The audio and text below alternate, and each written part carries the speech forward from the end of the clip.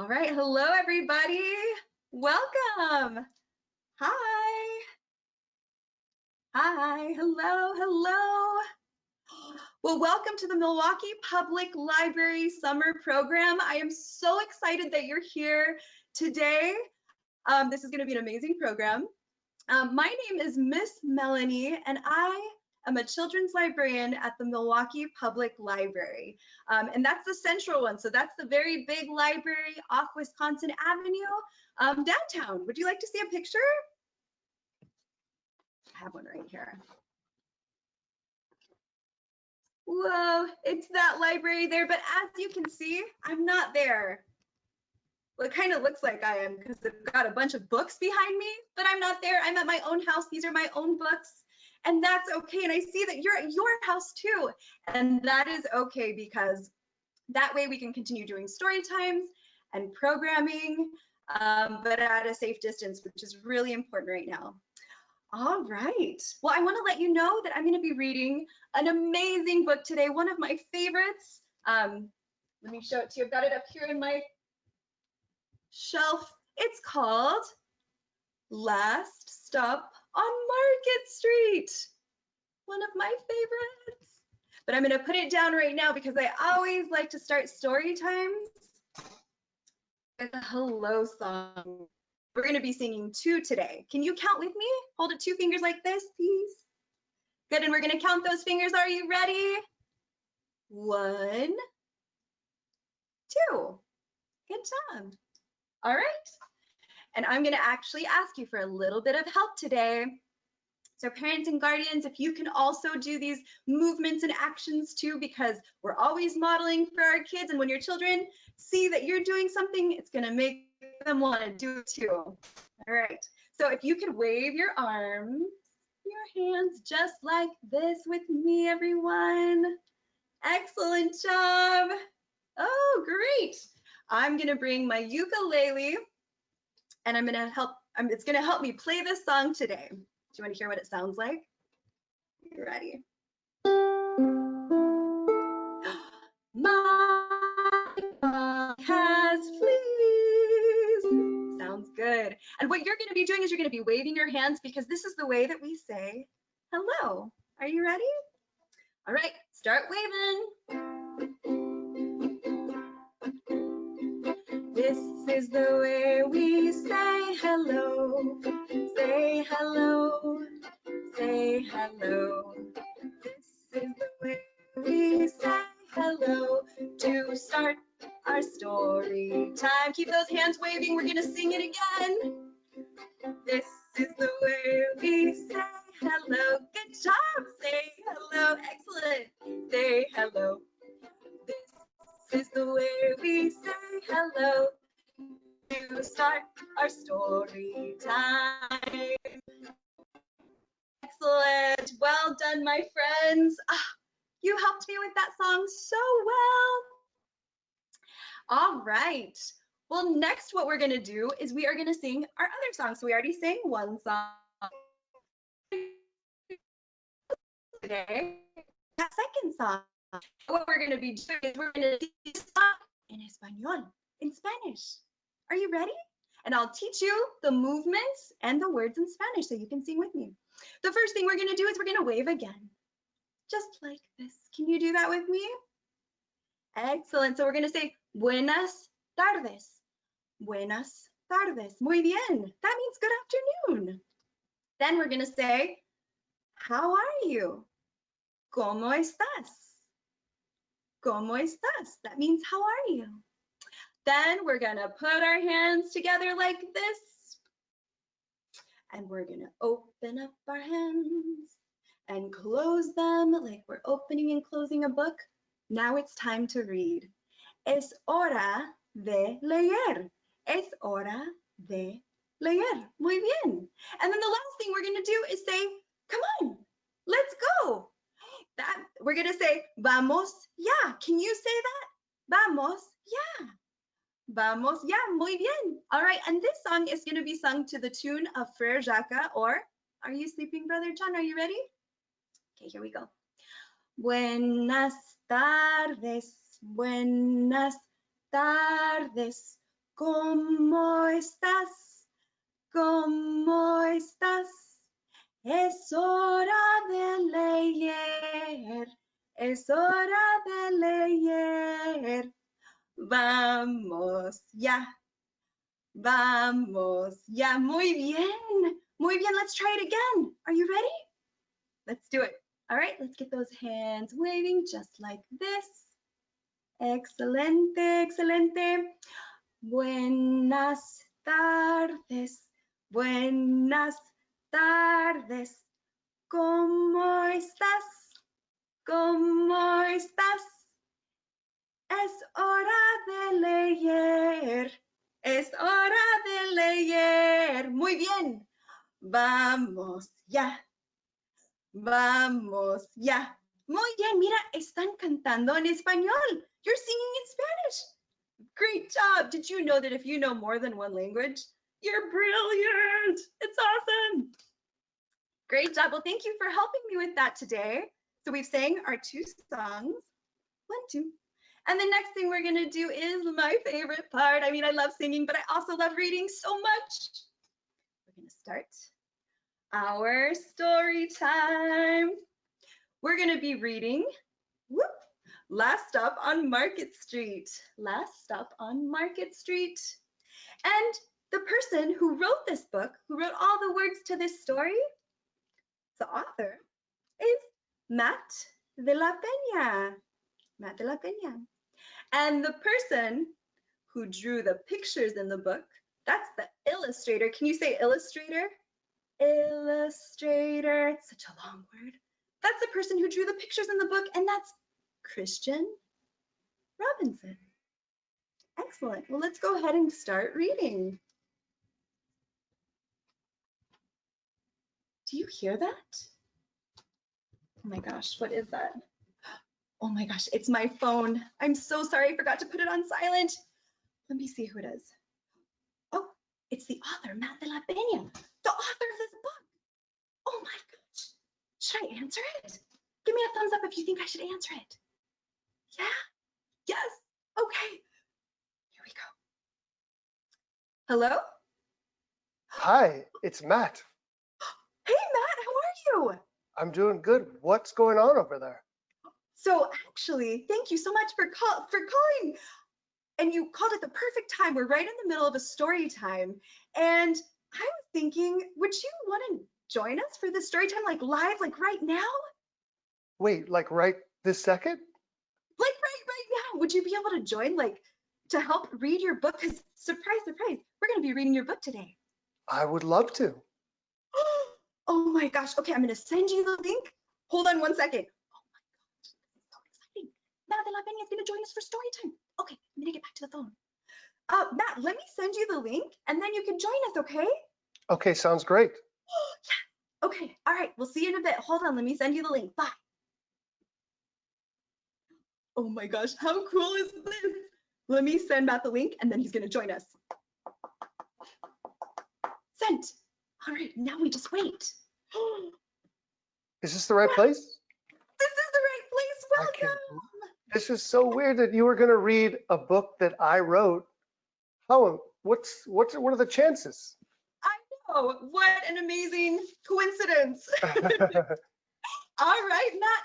Hi, Matt. Oh my gosh, everyone, please welcome award-winning author Matt de la Peña, who is joining us from sunny San Diego today. He is a New York Times best-selling, Newbery Medal-winning author of 5 picture books, including Love, Carmela Full of Wishes, and Last Stop on Market Street.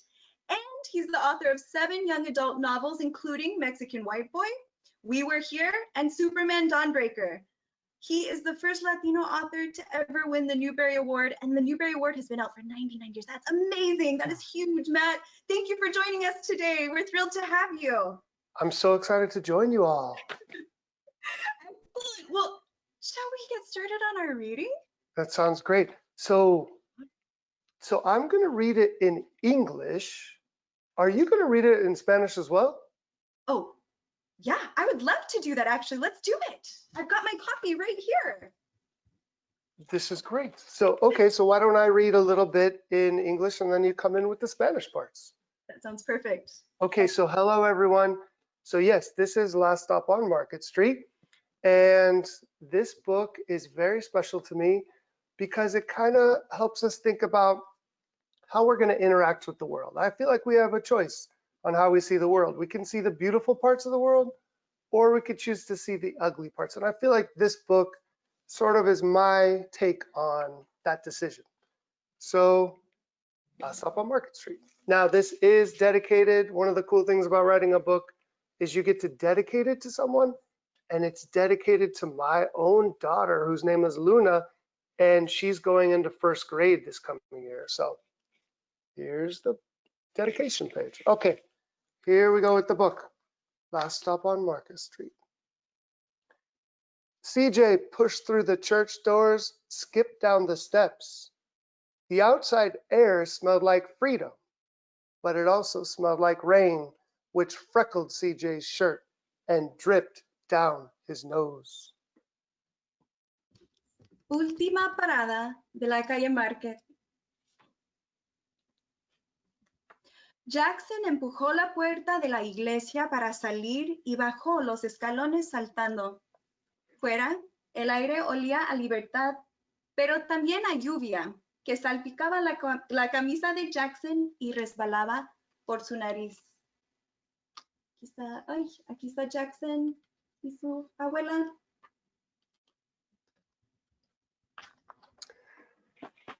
He ducked under his Nana's umbrella, saying, "How come we gotta wait for the bus in all this wet?" "Trees get thirsty too," his Nana told him. "Don't you see that big one drinking through a straw?" CJ looked for a long time, but never saw a straw. And I always tell everyone, if you can see the straw that this tree is drinking from, then you understand the entire book.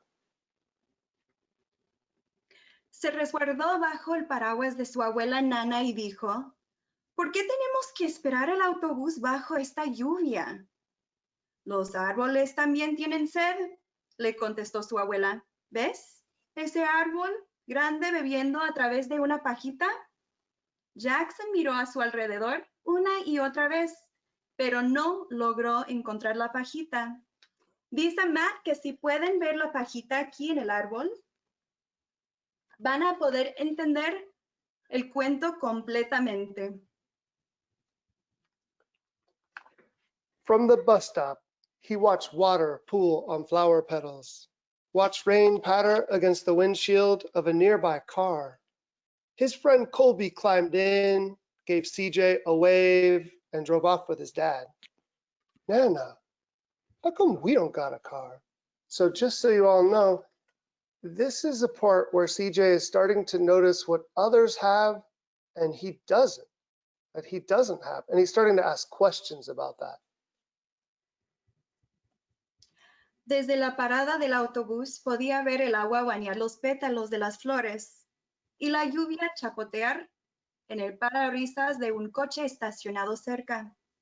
Su amigo Colby subió al coche, saludó a Jackson con la mano y se marchó con su papá. Abuela, ¿por qué nosotros no tenemos coche? Matt dice que ahorita está poniendo mucha atención Jackson, que por qué otras personas tienen otras cosas que él no tiene. Por ejemplo, cuando dice que Colby tiene su coche y está con su papá y ellos no tienen coche, está fijando estas cosas, está viendo que hay diferencias entre las personas. See, the grandmother always has an interesting answer for CJ though. "Boy, what do we need a car for? We got a bus that breathes fire, and old Mr. Dennis, who always has a trick for you." The bus creaked to a stop in front of them. It sighed and sagged, and the door swung open. Pero hijo, ¿para qué lo queremos? Tenemos un autobús lanzallamas y al señor Dennis que siempre nos enseña un truco nuevo de magia. El autobús chirrió y se detuvo frente a ellos. Humeó, descendió ligeramente y las puertas se abrieron de par en par.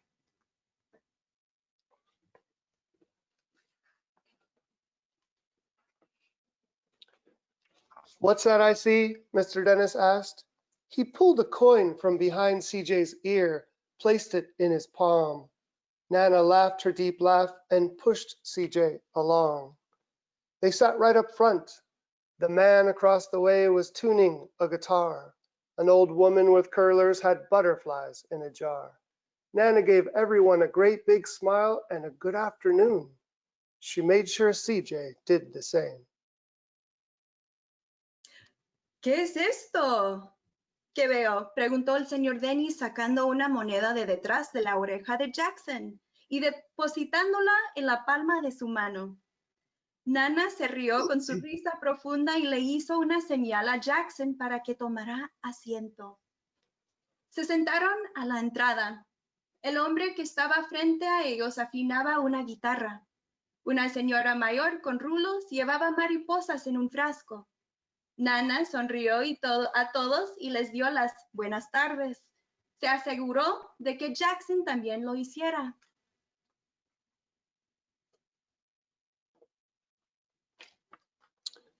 The bus lurched forward and stopped, lurched forward and stopped. Nana hummed as she knit.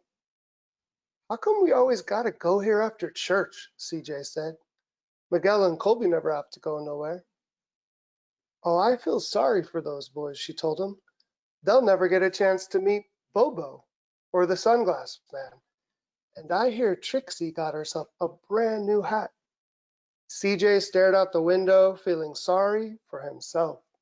He watched cars zip by on either side, watched a group of boys hop curbs on bikes. So you can tell CJ kind of wishes he was outside riding his bike, having fun with friends, but they have to go to this place that Nana wants them to go. I'll give you one challenge, by the way, because you all know that when you read a picture book, you read the words, but you also read the pictures, right?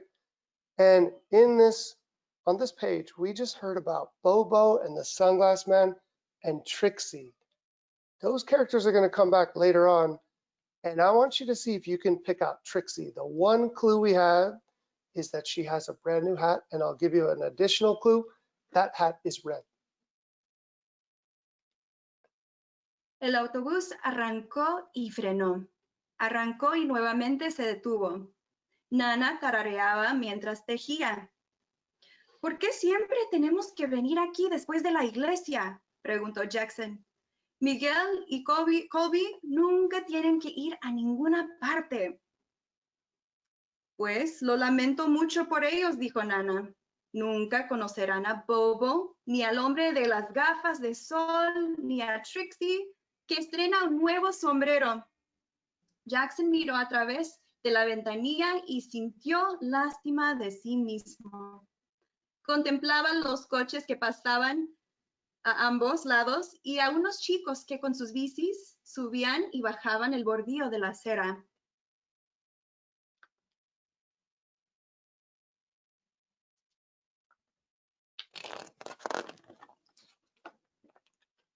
A man climbed aboard with a spotted dog. CJ gave up his seat. How come that man can't see? Boy, what do you know about seeing? His Nana told him. Some people watch the world with their ears. That's a fact. Their noses too, the man said, sniffing at the air. Some mighty fine perfume you're wearing today, ma'am. Nana squeezed the man's hand and laughed her deep laugh. And by the way, I just wanted to point out, isn't that an interesting thing that some people can watch the world with their ears? Maybe you could talk to your parents about what that might mean. Un hombre y su perro con manchas subieron el autobús. Jackson le ofreció su asiento. ¿Por qué ese hombre no puede ver? Hijo, ¿cómo que no puede ver? Le dijo su abuela. Algunas personas pueden ver el mundo con sus oídos. Eso es verdad, y con la nariz también, dijo el hombre, olfateando el aire. ¿Qué perfume tan fina lleva puesta hoy, señora? Nana estrechó la mano del hombre y se rió con su risa profunda.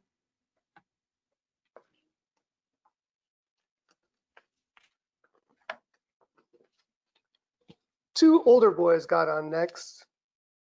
CJ watched as they moved on by and stood in back.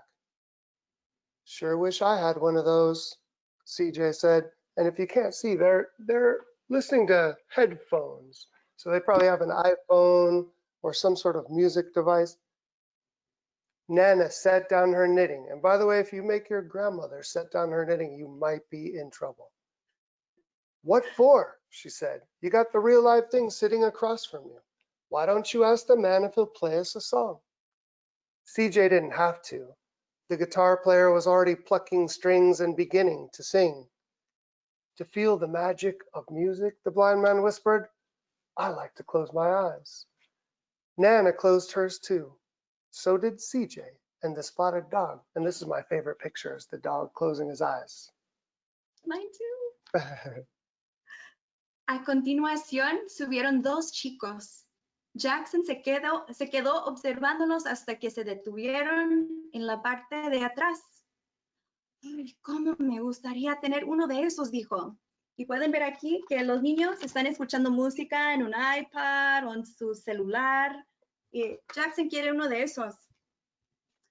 Nana dejó a un lado su tejido. ¿Y para qué? Justo frente a ti lo tienes en vivo. ¿Por qué no le pides al Señor que nos toque algo? Jackson no tuvo que hacerlo. El guitarrista ya había comenzado a pulsar las cuerdas y a entonar una canción. Para sentir la magia de la música, es mejor cerrar los ojos. Nana cerró los suyos y también lo hizo Jackson y el perro con manchas. Vean que aquí tienen todos los ojos cerrados. Now, I'm so excited to read my favorite page of the book.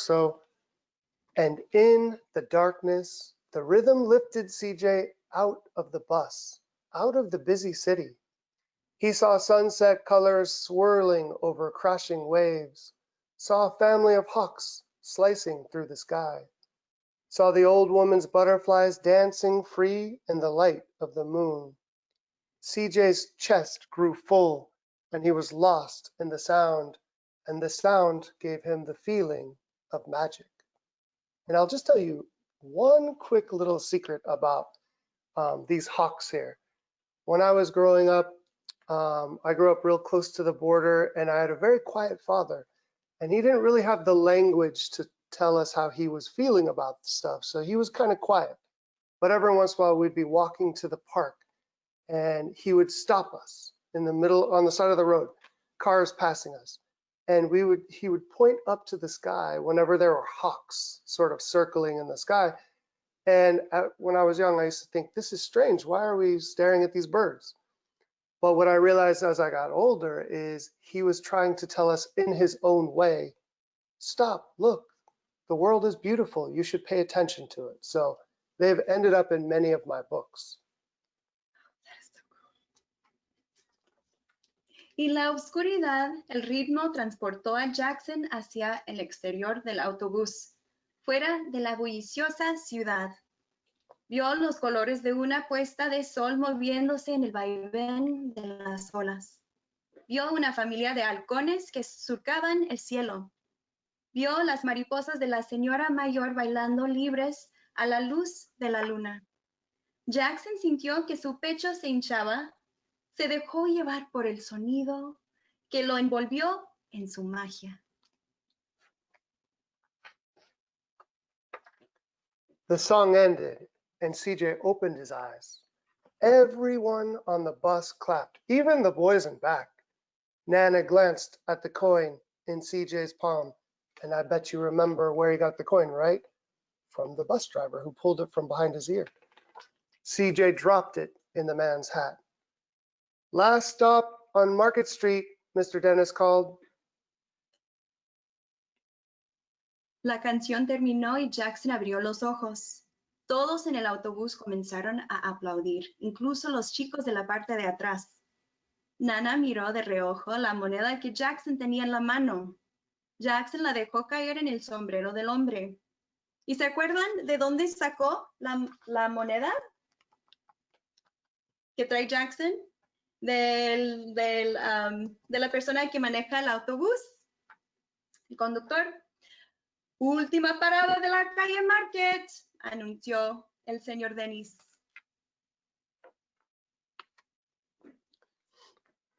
Now, have you ever ended up in a part of town you're not that familiar with and it's a little scary because it's a little dirtier? So this is this part of the book. CJ looked around as he stepped off the bus. Crumbling sidewalks and broken down doors, graffiti tagged windows and boarded up stores. He reached for his Nana's hand. How come it's always so dirty over here? She smiled and pointed to the sky. Sometimes when you're surrounded by dirt, CJ, you're a better witness for what's beautiful. Jackson bajó del autobús y miró a su alrededor. Aceras desmoronadas y puertas destartaladas, vidrieras marcadas con grafiti y tiendas clausuradas. Se agarró de la mano de su abuela. ¿Por qué este lugar está siempre tan sucio? Ella sonrió y señaló en dirección al cielo.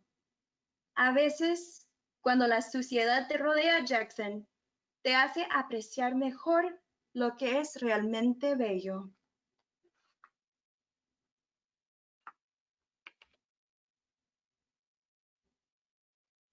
And so, what do you see on this page that she may have been pointing at?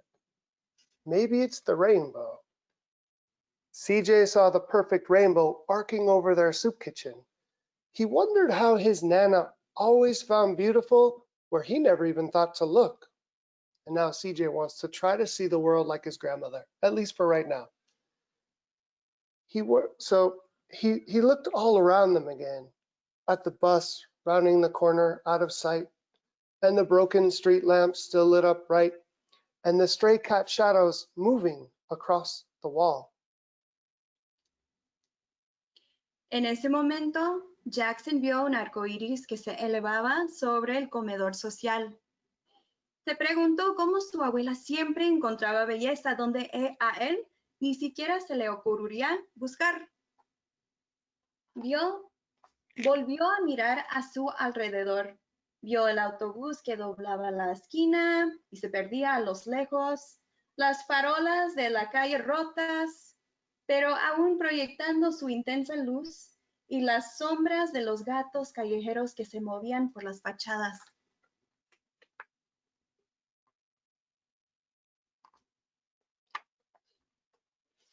Now, does anybody on this picture look familiar to you?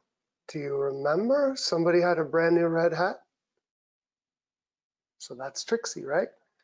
When he spotted their familiar faces in the window, he said, "I'm glad we came." So just a quick note, even though CJ didn't really want to go on this trip that he takes every Sunday with his grandmother, because it's an idea, a place that he would rather be playing, right? But when he sees his friends that he always sees there, now he says, "I'm glad we came." Cuando divisó unas caras familiares a través de la ventana, dijo, "Me alegro de haber venido." Y antes, Jackson como que no quería ir a este lugar, pero ya que cuando ve a sus amiguitos, Trixie, Bobo y el hombre con las gafas de sol, ya se siente mejor, que quiere estar allí con ellos. He thought his Nana might laugh her deep laugh, but she didn't. She patted him on the head and told him, "Me too, CJ. Now come on." And if you look at this picture, this is one of the most important parts of the story, because now we know that they went to a soup kitchen, right? Well, you may assume that they're going there to eat because they don't have a car or an iPhone or things like that. But if you look closely, they actually went there to serve, right? So there's CJ and his grandmother helping others get something to eat. And I remember when I was young, my mom, she always used to tell us, we don't have money that we can give to people who are struggling, but we do have one thing we can give to them, and that's our time. So we would do volunteer stuff like that. I love that. Pensó que escucharía la risa profunda de su abuela, pero no fue así. Le pasó la mano por la cabeza y le dijo, yo también, Jackson, vamos, entremos. Y Matt dice que, si pueden ver en la foto aquí,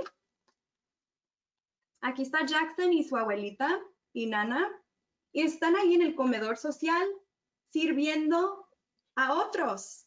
Y eso quiere decir que aunque a veces no tenemos mucho para darles a otros como dinero, siempre podemos dar a otros nuestro tiempo y eso es muy importante. And then I'll just show you the last picture. Here's the end of the book, and it's CJ and his grandmother, and they're probably waiting for the bus to go home, right? Do you see what CJ is doing? He's reading a book. Does it look like it's the same color as this book? So I go everywhere and tell everybody that he's reading Last Stop on Market Street, just like we just did. However, the illustrator, Christian Robinson, he told me it's not true. He said it's a coincidence. Originally, the cover wasn't going to be orange/red. He said it was going to be blue. So this is just a coincidence, according to him. According to me, he's reading Last Stop on Market Street.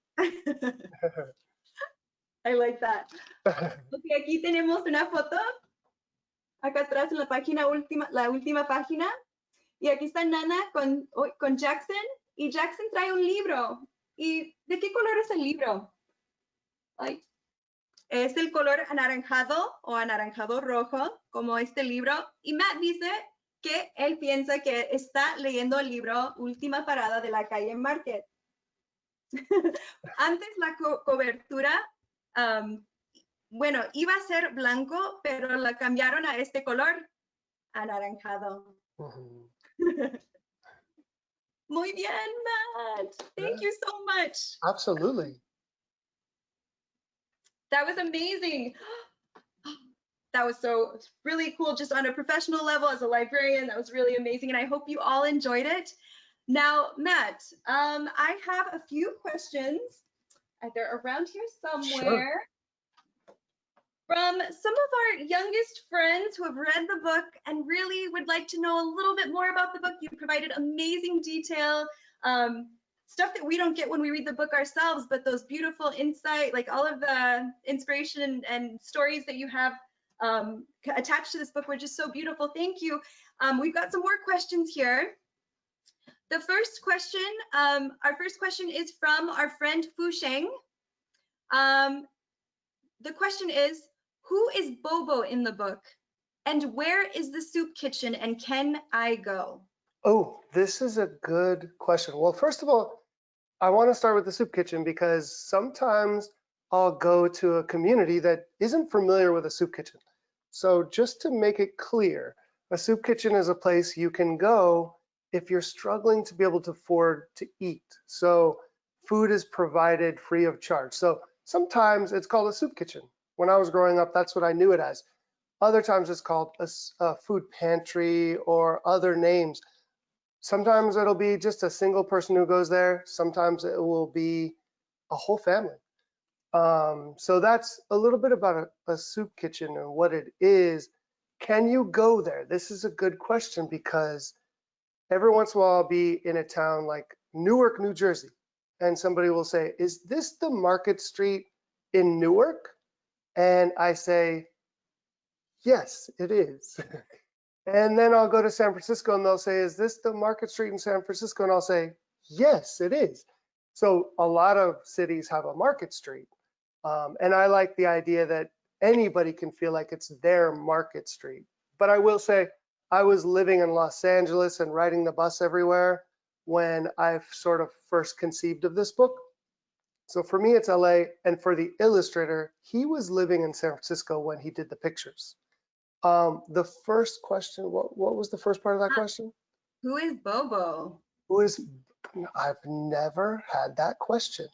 So I think Bobo is somebody, as we see in this final picture, he's somebody who just he's kind of taken to CJ. So we know this is Bobo only because we know this is the sunglass man, right? So Bobo, I think he's just become friends with CJ because, and this is the more important part, to be honest with you. I think CJ has a special relationship with Trixie. I don't know if he views her as a big sister or something, but you may have recognized that CJ isn't raised by his parents. He's raised by his grandmother. And I think in some ways, Trixie has developed a special relationship with him for that reason.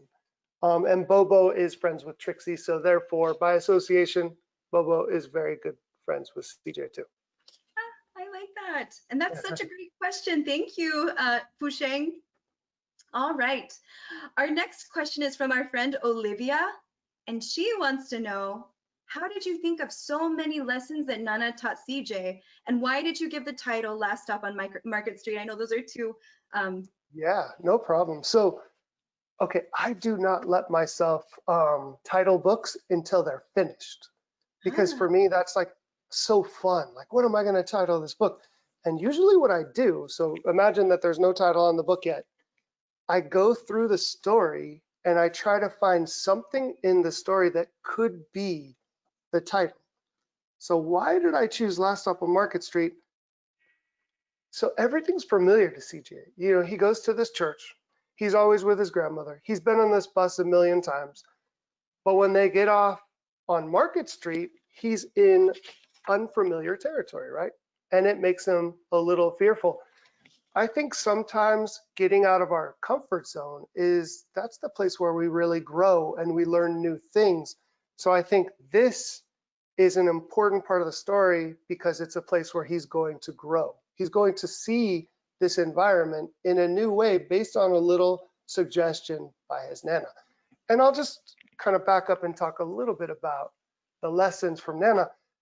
I don't see it as lessons. I see what she's doing is she's showing him there's a different way you can see the world. Yes, you could see, oh, I don't have a car. Or you could see, but I have this really great bus and there's this picture of a fire-breathing dragon on it. And look at all these cool people I get to interact with on the bus. You could say, I don't have headphones to listen to music. Or you could say, but look, there's this guy on the bus who's playing a live song and I get to hear it, close my eyes and dream. So I think what she's just showing him is that there are different ways to view the world. Excellent, I like that. Okay, the next question comes from a brother-sister duo. It's Stephen and Amber, and they are asking, where did you get the inspiration for the book? Yes, so backing up to what I said at the very end of the book, we did volunteer. So I wanted to do something with volunteering, but probably the biggest reason is I didn't have a car for much of my own life. And you end up writing about things that are familiar to you when you're a writer because you're almost trying to figure out what it means. So we were on the bus a lot. Then I moved to New York City where I was always on the subway. So I lived there for 15 years and all we had was the subway. We never had cars. Most of my friends and myself. And then I got married and had a family of my own and we didn't have a car. So I just wanted to sort of explore the beauty of public transportation. Yes, sometimes it's a hassle because you can't just jump in your car and go where you want. But there's a beauty to the journey, like the people you meet, and also the convenience of not having to park and stuff like that. So those are the two things that went into me trying to squish them together into one story. And also my own grandmother, she raised my mom. Wait, no, that doesn't make sense. My great grandmother raised my mom. So my mom wasn't raised by her family. And the illustrator had a similar upbringing. He was raised by his grandmother. Okay. Excellent. We've got one more question. And this last question is from our friend named Violet. So Nana's ability to turn the ordinary and blemished spots of life into wondrous moments is quite extraordinary. You did amazing. Was Nana's character inspired by someone in your life? Okay, this is a great question. So Miss Melanie, you may remember San Diego because you grew up there as well. I thought San Diego was such a fascinating place, especially in the border communities, right? And I also noticed that some people didn't like to go where I grew up. They thought it was the bad part of town, a place called National City. And I always thought that that was so confusing because we loved it there and all my family was there. So I wanted to celebrate a city. So that was one thing I really wanted to do with the book. Now, originally I thought of my own grandmother. She's from Mexico. She was the first to kind of cross in to San Diego and, you know, be in America so my dad could be born a citizen here. So I thought of my own grandmother and my relationship with her and taking the bus. But then I met Christian, and I met Christian's grandmother at the same time I met him. And I was so taken with her. I think there's a picture in the back of Christian and his grandmother. And here's a picture of me and my grandmother. And this woman who raised Christian, she was so graceful and she had so much dignity that I felt like I needed to lean toward Christian's version of this story. And I also knew that he was going to sort of think about that in terms of the art that he made. So I will say that she became the biggest inspiration for Nana, not my own grandmother, but Christian's grandmother. I'll tell you one other cool thing. There was a big event that Christian did with this book, and it was in front of a lot of people. And he was like, darn, my grandmother's supposed to be here, but she's running a little bit late. She's caught on the bus. So she actually took the bus to this really big event in San Francisco. And I thought that was such a cool thing because it was like a book coming to life. So I love that. I love how that all ties it together. Yeah. That's really cool. And I love to hear a little bit about Christian Robinson too, because he's amazing as well. You both are a dynamic duo. Now, I have a question. Do you have any projects coming up? Anything that you're working on? Yes, I do. Well, right before I called in, I was going to ask you a question about a project that I'm working on later. So it's just so strange that you were actually going to read my book. But the book is called Perfect. So I'm finishing up this book called Perfect, and how so many kids feel like this pressure to be perfect. And what does that even mean? What is perfect? But the next book I have that's coming out is actually with the same illustrator, Christian Robinson. And the book is called Milo Imagines the World. And we wanted to do public transportation again. So this is the first book I ever have written that takes place in New York City, in Brooklyn, where I lived for so long. It's called Milo Imagines the World, and I can't wait for it to come out. Oh my gosh, I am so excited. That sounds awesome because you and Christian are just such an amazing team. And when does that come out? February 2nd. February 2nd. All right, next year. Yeah, next year. Exciting. Yeah, we'll look out for Perfect, and we'll also look out for that. That's very exciting. Yay. All right. Well, I am so sorry. My phone Oh no. is going off. I really have to figure out these phone things. Let me see. Oh, yep, that was my phone. All right, everybody. Oh my gosh, it's my good friend Shamika Anderson. Matt, this is so exciting. She is a Milwaukee County Transit System bus driver. Let me answer. Give me 1 second. I'm so sorry, Matt. Give me 1 second. And everybody else? Okay. Hello? Hey. Yeah. Well, actually, I'm doing great. I'm doing great. Thank you. How are you? Oh, that's good. I'm so glad to hear. Well, you know what? I'm actually in the middle of a virtual story time right now, like actually in the middle of it. Matt de la Peña is right next to me. I was wondering if you could come on and maybe talk about your experience as a bus driver in the city of Milwaukee, and also maybe seeing Wheels on the Bus with us. Yeah, like if you join us right now. Oh my gosh. Okay. All right, I'll send you the link and then you can come on. All right. Oh my gosh, this is so exciting. Okay, all right, bye, Shamika. See you in a bit. Sending the link. All right, it's sent. This is so exciting. Oh my gosh, Shamika, Hi. Hi, everybody. Oh my goodness. Everyone, welcome Shamika Anderson, who is a Milwaukee hero in more ways than one. And I highly suggest that you follow up on that. She's an essential worker and gets other essential workers to where they need to be. Oh no, I think we lost her for a second. There you are. And that's really important right now. So she's a big help in the Milwaukee community. A big thank you for your service, Shamika. You are amazing. Thank you. So Shamika, can you tell us a little bit about what it's like being a bus driver in Milwaukee, or share a story or anything you'd like to tell us? I think it's the best job ever. I love, love, love being a bus driver. Wouldn't trade it for nothing in the world. So I meet new friends every day, developing relationships with passengers, and every day is just a different journey on the road for me, and I love it. Oh my gosh. Well, thank you so much for your service. You are a true hero. And also, she's been in the news lately for doing some really heroic and amazing things. So you've got a heart of gold, Shamika. And oh my gosh, we love you so much. Would you be willing to sing the Wheels on the Bus with us? Sure. Okay. So All we'll right. go ahead. Yeah, go ahead. All right, families, are you ready to sing along? Yes.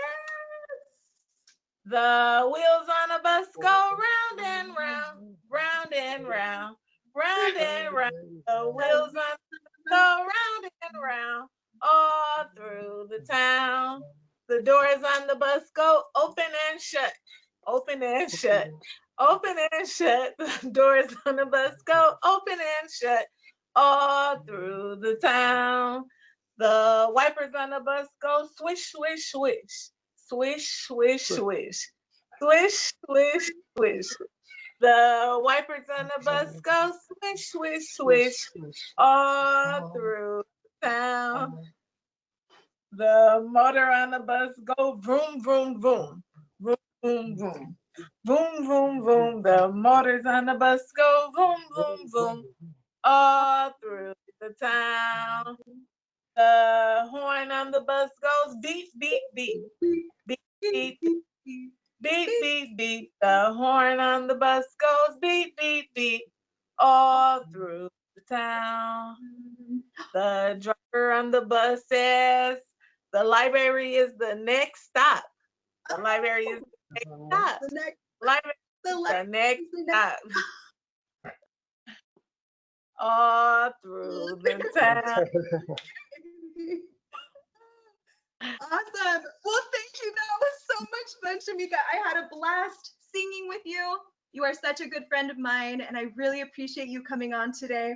Thank you. My pleasure. I enjoyed being here. Yes. All right, everybody. Well, that was so much fun. I think it's time to say goodbye. Well, thank you to the amazing Matt de la Peña, amazing author, one of our faves at the Milwaukee Public Library. We love you so much. And our own local hero, Shamika Anderson. We love you. You're doing an amazing job. Thank you. Yes, and thank you so much for joining us today. And now I reluctantly have to say goodbye to you guys. Oh, but thank you so much for coming today. I appreciate it. And we'll hopefully see you around and see your work. Matt, stay safe, everyone. Bye. Bye. All right. Wow, that was so amazing. All right. So that was amazing. Wow. That was a dream come true for me. Reading with an amazing author, and also with a local hero singing Wheels on the Bus. That was fantastic. All right, what we're gonna do now is we're gonna close out today's story time with our goodbye song, which is almost like our hello song. So I'm gonna grab my ukulele again, and I'm gonna get you waving. But before we do that, I wanna thank you all for joining us today. Remember, our summer reading programs are virtual and go until August 31st. Hey, Matt. August 31st. Register your family at mpl.org/summer reading and discover tons of fun challenges to keep you learning all summer long. And join us Monday through Thursday at 2 p.m. for more great family programs like this one. Tomorrow, we're so excited to welcome Mad Science, Marvels of Motion. Hope to see you then. All right, well, let's start with end with our goodbye song. Are you ready? Can you wave like this, everybody? Great job. All right, here we go. This is the way we say goodbye. Say goodbye. Say goodbye. This is the way we say goodbye to end our story time. One more time, keep those hands waving goodbye. This is the way we say goodbye. Say goodbye. Say goodbye. This is the way we say goodbye to end our story time. Well, thank you so much for attending the story time, this program. I had a wonderful time and I hope you did too. Now what we're gonna do is we're gonna count down from 5. So if you can hold up your hand like this. Good job. And we're gonna count from 5 to 0 and that's when we'll close out this program. Are you ready? Here we go. 5, 4, 3, 2, 1. Goodbye, everyone.